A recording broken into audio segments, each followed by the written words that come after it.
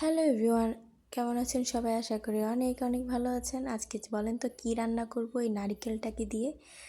অবশ্যই পিঠা বানাবো না, আজকে হচ্ছে হাঁস রান্না করব, নারিকেল দিয়ে হাঁস। তো এখানে ফার্স্টে আমি নারিকেলটার খোসা ছাড়িয়ে নিয়ে কুড়িয়ে নিয়েছি। এখানে আমার হাঁসটা বাছা হয়ে গেছে আগের থেকেই, আমি বাছার সময় ছিলাম না। যাই হোক, এখানে আমি রান্নাটা বসিয়ে দিচ্ছি। এখানে পেঁয়াজ কুচি দিয়েছি, তারপর দিয়ে দিচ্ছি এলাচ, তেজপাতা, দারচিনি, তারপর দিয়ে দিব এগুলোকে হালকা করে ভেজে নেওয়ার পরেই দিয়ে দিচ্ছি এখানে আদা বাটা, রসুন বাটা, জিরা বাটা, ধনিয়া বাটা, হলুদ বাটা, মরিচ বাটা, সবগুলো বাটা। আর এখানে নিয়েছি দই। তো ফার্স্টে এগুলো মশলাগুলোকে কষিয়ে নিচ্ছি। পেঁয়াজটা ভাজা হয়ে গেছে, ভাজা হওয়ার পর এখানে মশলাটাকে কষিয়ে নিচ্ছি আর দিয়েছি লবণ। তো লবণ দিয়ে ভালো করে কষিয়ে এখানে আমি দইটাকে দিয়ে দিচ্ছি। এটা আমার হাতে বানানো দই, মানে বাসায় আমি দুধের মধ্যে লেবু দিয়ে বানিয়ে নিয়েছি। এতটা বেশি গ্রেভি না দইটা। তো যাই হোক, এখানে দইটাকে দিয়ে আমি ভালো করে আরেকটু কষিয়ে নেব। মশলাটাকে কষিয়ে নিতে হবে ভালো করে। তারপর এখানে মাংসটাকে অ্যাড করছি।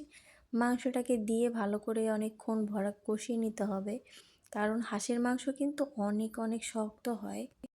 আর আপনারা দেখতে পাচ্ছেন কত সুন্দর একটা কালার চলে এসেছে। কালার আর স্মেলটাও জাস্ট ওয়াও ছিল। বাট যদিও আমি হচ্ছে আপনাদের হাঁস খাই না, আমি হাঁস পছন্দ করি না। অন্য কেউ রান্না করলে তাও একটু খাই, কিন্তু নিজে রান্না করলে কিন্তু একদম খেতে ইচ্ছা করে না।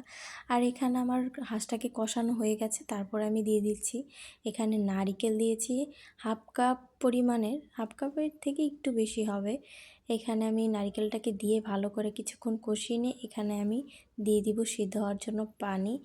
আর এখানে আমি দেখতে পাচ্ছেন ঝোল দিয়ে দিয়েছি। আর আজকে কিন্তু আমাদের বাসায় খাওয়া হবে হাঁসটাকে রুটির সাথে। দেখেন এখানে আটার রুটি বানানো হচ্ছে, চালের আটার রুটি। তো আমি হাত দিয়ে কিন্তু মানে গরম রুটি উল্টাতে পারি, কোনো প্রবলেম হয় না আমার। তো যাই হোক, ফুপু বলছিল যে খন্তা দিয়ে ইয়া করতে, তাই আমি ভাজা কাটা দিয়ে আবারও একটাবার উল্টে দিচ্ছি। তো যাই হোক, এইভাবে করে কিন্তু সবগুলো রুটি বানানো হয়ে যাচ্ছে। আর এভাবে করে রুটি আর হাঁস কিন্তু অনেক মজা লাগে। আপনারা বাসায় অবশ্যই একবার ট্রাই করে দেখবেন। কে কে খেয়েছেন অবশ্যই কমেন্টস করে জানাবেন আমাকে। তো আমি একটু রুটিটা নিয়ে মজা করছিলাম। রুটিটা ফুললে আমার কিন্তু অনেক ভালো লাগে এইভাবে করতে। তো যাই হোক, আরেক পাশে ফুটা হয়ে গেছে, এই জন্য রুটিটা অনেকক্ষণ থাকলো না। তো যাই হোক, এখানে একটু নারিকেল বেঁচে ছিল, একটা নারিকেল কুড়িয়েছিলাম। সেখানে আমি কি করলাম, কয়েকটা পিঠা বানিয়ে নিলাম চট করে, বিকালবেলার খাবার। আর এখানে আমার কুলি পিঠা হয়েছে মাত্র 13-14টা। যাই হোক, সবথেকে বড় কথা মজা হয়েছে সব কিছু। আর হাঁসটা এত মজা হয়েছে, আমি খেয়েছি অল্প, সবাই বাসার সবাই খেয়ে অনেক প্রশংসা করেছে। তো আজকে এই পর্যন্তই, দেখা হবে নেক্সট কোনো ভিডিওতে। আল্লাহ হাফেজ।